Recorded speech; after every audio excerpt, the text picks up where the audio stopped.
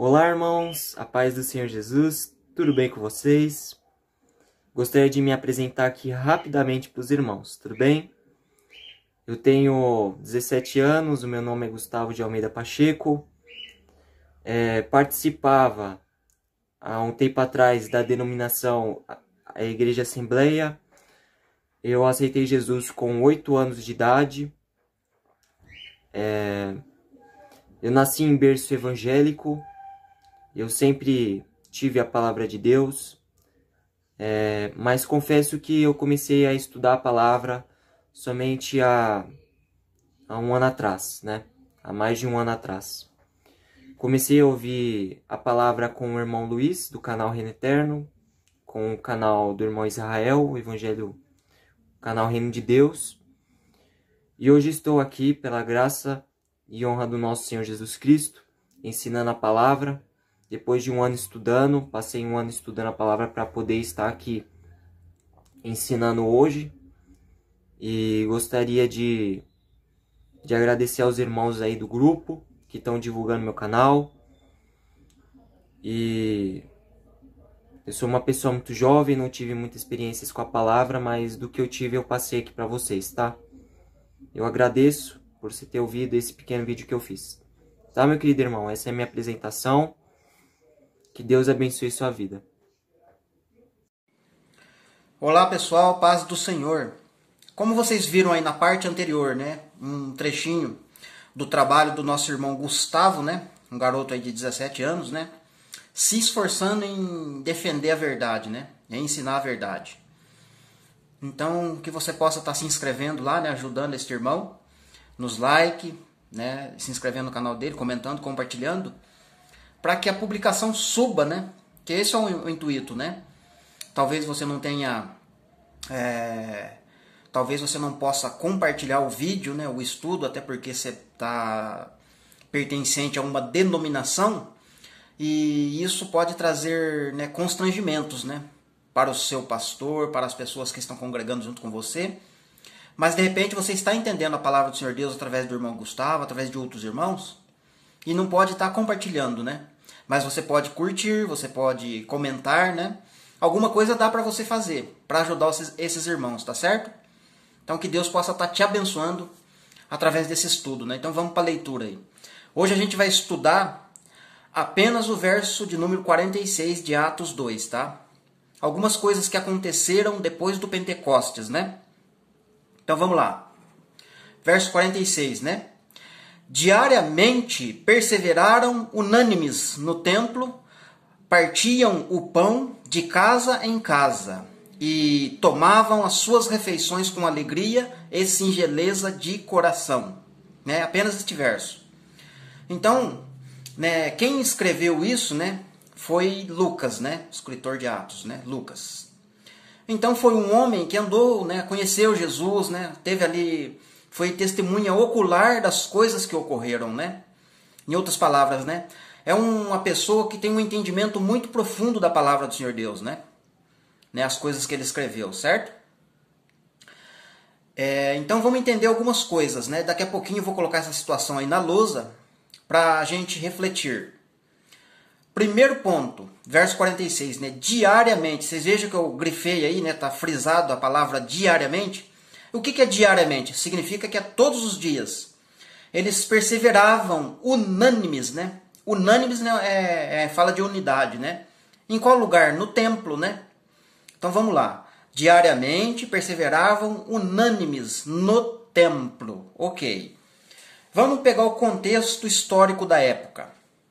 Existe um templo, certo? Nessa época, que é o templo que Ageu, Esdras, Neemias e equipes levantou, restaurou, edificou, etc. Passou por algumas crises lá e tal, né? Algumas danificações. O próprio Herodes foi e reformou este templo, certo? Ok.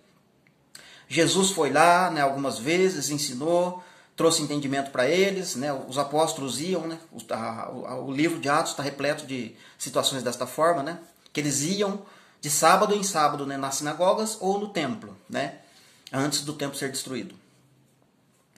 Agora, neste momento de culto a Deus, né, depois do Pentecostes, né, houve muita perseguição por parte dos judeus, dos saduceus, dos fariseus, dos mestres da lei e de tantos outros que estavam ligados ao templo, certo? Ou seja, esses cristãos, né, que são a minoria, né, nessa época aí, né, nesse momento que, se eu não me engano, está com 3.000 almas, né? Um conjunto de pessoas, mais ou menos de 3.000 pessoas, certo? Agora, tenta imaginar 3.000 pessoas lá dentro do templo que Herodes reformou, né? Todos os dias, partindo do pão, fazendo suas refeições, né? Cultuando a Deus ali, todos os dias, todo dia. E aí, a palavra do Senhor, a Escritura, né? O contexto histórico, tanto antes quanto depois, vai entrar em contradição. Porque o texto vai dizer que os judeus, os religiosos da época, perseguiam os apóstolos e esses cristãos, né? Perseguiam de tal maneira que eles não podiam cultuar livremente. Eles tinham que cultuar às escondidas. Entende? Então é óbvio que este templo não é aquele templo de Herodes. Você precisa entender isso, né? Está falando do templo espiritual, né? Aquele que o escritor do Hebreus fala, né? Existe um santuário não feito por mãos humanas, né, lá no céu. Até porque o próprio Deus não habita nesses prédios, né? Templos feitos por mãos humanas. Não podem conter, né? A presença do Senhor Deus. Então, essa primeira palavra, né, que eles se reuniam neste templo diariamente, não pode ser o templo de Herodes, né? Não pode. Porque senão, como é que eles... seria uma coisa até estranha, né? Como que eles vão cultuar todo dia lá e os judeus perseguindo eles? Eles não iam conseguir cultuar, não ia ter alegria. E aí, depois que fala da palavra do templo, né, tem uma vírgula, né, e fala: partiam pão de casa em casa, né? Por que, se eles estavam reunindo todo dia no templo, por que eles iam de casa em casa partir pão? E tomavam suas refeições com alegria e singeleza de coração, né? Entende? Mas agora a gente vai para a lousa, para a gente entender realmente o que significa templo, o que significa este versículo de número 46, né? Que o escritor de Atos está falando aqui, né? E, infelizmente não dá para a gente examinar um pouco mais para frente, um pouco mais para trás, né, do que está acontecendo no histórico, né? Porque daí a gente vai precisar falar de dízimos, a gente vai ter que falar de outras coisas, né, que acontecem no templo. E aí, né, a gente vai perder um pouquinho do foco desse estudo, né? Que esse estudo eu quero falar só do templo. Qual é o templo que eles estão se reunindo, né, na verdade? Tá certo, meus queridos? Então agora a gente vai lá para a lousa. Meus queridos, aqui a gente está na lousa, tá? Espero que você esteja conseguindo me ver, né? Eu coloquei uma iluminação um pouco mais fraca, né? Para justamente não desfocar muito na lousa, né? Eu gravei um vídeo esses dias atrás e a luz ficou muito desfocando muito na lousa, né? Então dá muitos reflexos. Então eu espero que... Deixa eu só abaixar aqui o notebook que está dando reflexo aí também, né? Aí, pronto. Então, na lousa dava uns reflexos diferentes, né? Eu vou fazer um teste aqui, eu vou ver se a gravação vai ficar melhor assim, tá? Então a gente acabou de ler o verso de número 46, de Atos 2, certo? Então o texto lá está dizendo que diariamente, né? E você sabe que diariamente está dizendo que é todos os dias, né? E unânimes, né? Eles se reuniam, né? No templo, certo? Que o templo está aqui, certo? Mas o que quer dizer essa palavra unânimes, né? Por exemplo, né? Eu coloquei algumas palavras, né? Mas se você que já está estudando vai ter acréscimos, né? Você vai encaixar várias palavras aqui, ó, né? No significado de unânimes, né? Um monte de pessoas, né? Num só foco, num só caminho, numa só palavra, numa só fé, né? Então tem a ver com unidade, né? Unânimes tem a ver com unidade, né? Tem a ver com a verdadeira comunhão, tá certo? Tem a ver com o ajuntamento solene, né? Quem estuda as festas sabe o que significa ajuntamento solene, né? Tem a ver com congregar, né? As pessoas, né? Praticando um social mútuo, né? Fazendo sociais, certo? Se associando às pessoas, né? E tem a ver com reunir-se, tá certo? Unânimes, né? Se reuniam, né? Congregavam, né? Tinham um ajuntamento solene, né? Tinham verdadeira comunhão e eram unidos, né? Tinham unidade, certo? E a verdadeira unidade está no corpo de Cristo, né? Nas pessoas, né? Tá certo? Então, quando a sequência do texto vai dizer que unânimes, né? Todos os dias eles perseveravam, né? Nas orações, né? No templo, né? no templo, né? Este templo aqui não é o templo que Herodes edificou, né? Não pode ser. É outro templo, né? É um templo que não é construído, não é edificado por mãos humanas, tá certo? Então este templo é diferente daquele templo que você está acostumado a entender as coisas, né? E nem é o templo, o prédio da igreja que eu e você fazemos parte. Eu congrego em templo feito de pedra, feito por mãos humanas. Este templo que eu congrego não é um templo chamado Casa de Deus, né? É um prédio, porque Casa de Deus somos nós, certo? E templo, né, tem a ver com habitação, né? Habitação do Senhor Deus, né? Habitação. E Deus não habita em prédios, né? Então não tem como a gente colocar os dois juntos, né? Não, Deus habita no prédio, mas habita no homem também. Não tem jeito. Deus só habita naquele prédio, naquele templo, quando a igreja, ser humano, está lá dentro. Caso contrário, ele não habita. Tem a ver com santuário, né? Se você fazer uma busca na Bíblia, aí, na pesquisa, né? Na palavra santuário, você vai ver que vai descer lá mais de 200 vezes. Ela aparece em todo o contexto bíblico, né? Certo? Mais de 200 vezes ela aparece. E aí você vai examinar o contexto, você vai ver que está falando de Cristo. O verdadeiro santuário é Cristo. Tem a ver com morada espiritual, né? Habitação espiritual, como a mesma aqui de cima, né? Tem a ver com estabelecimento do reino dos céus, né? Porque é Cristo que está vindo, entende? É o estabelecimento do reino dos céus. E também tem a ver com tabernáculo, né? Porque o Apocalipse diz que Deus vai tabernacular com os homens, né? Entende? E é um contraste diferente, né? A Bíblia sempre revela de maneira revelada, né? É Deus habitando com os homens e não os homens habitando com Deus, né? A Bíblia sempre mostra Deus vindo para a terra para morar com os homens. E os homens querem ir morar com Deus no céu. Mas Deus nunca disse isso. Então o pão, porque eles estavam todos os dias naquele templo, eles partiam o pão. E pão significa maná, né? É o maná, né? Lá na lei, né? Lá no deserto, né? Maná que os israelitas comiam todos os dias, né? Mas a finalidade do maná apontava para o verdadeiro pão, né? Eu sou o pão vivo que desci do céu. Quem comer da minha carne e beber do meu sangue, este tem vida eterna, né? Então eu tenho que comer deste pão, né? Este pão é Cristo, né? Certo?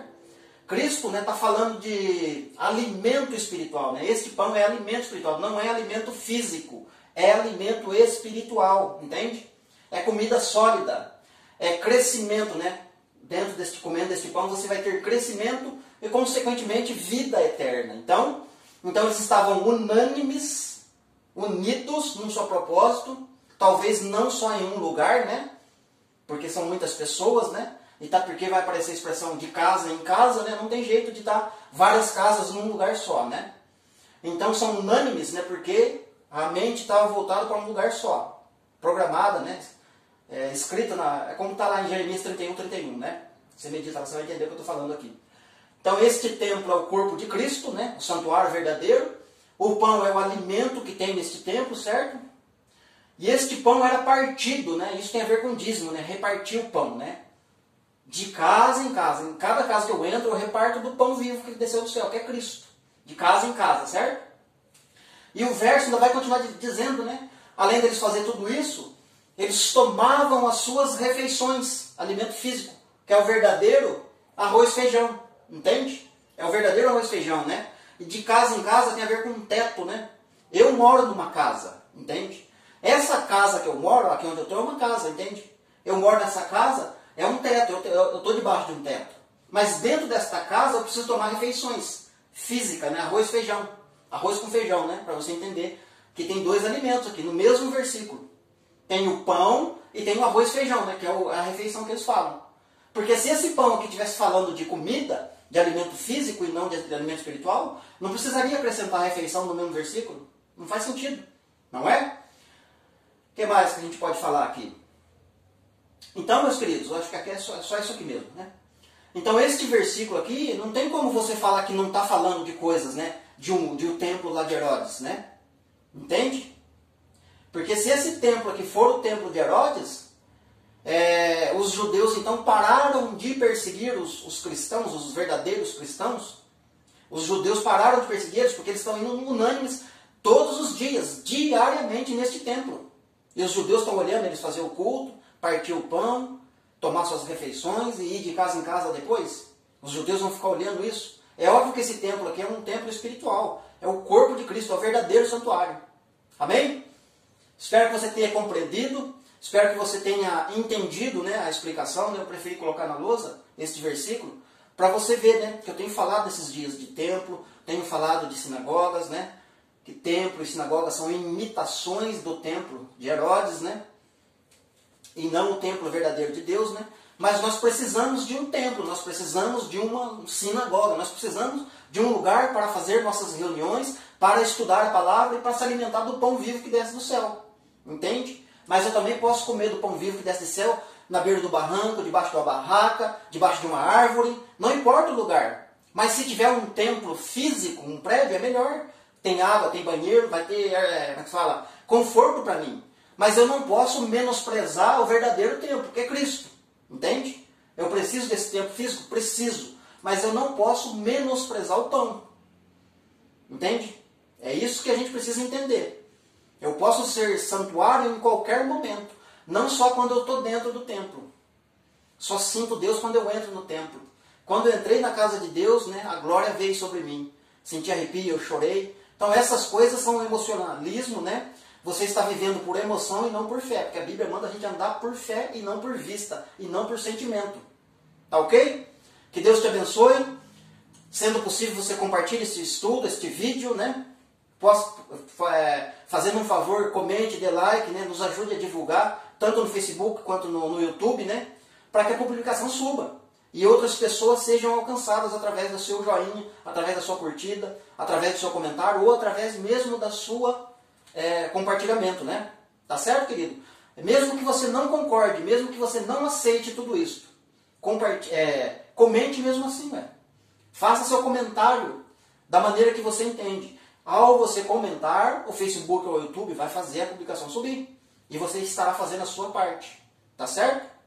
Que Deus te abençoe. E até o estudo, até o próximo vídeo, permitindo Deus.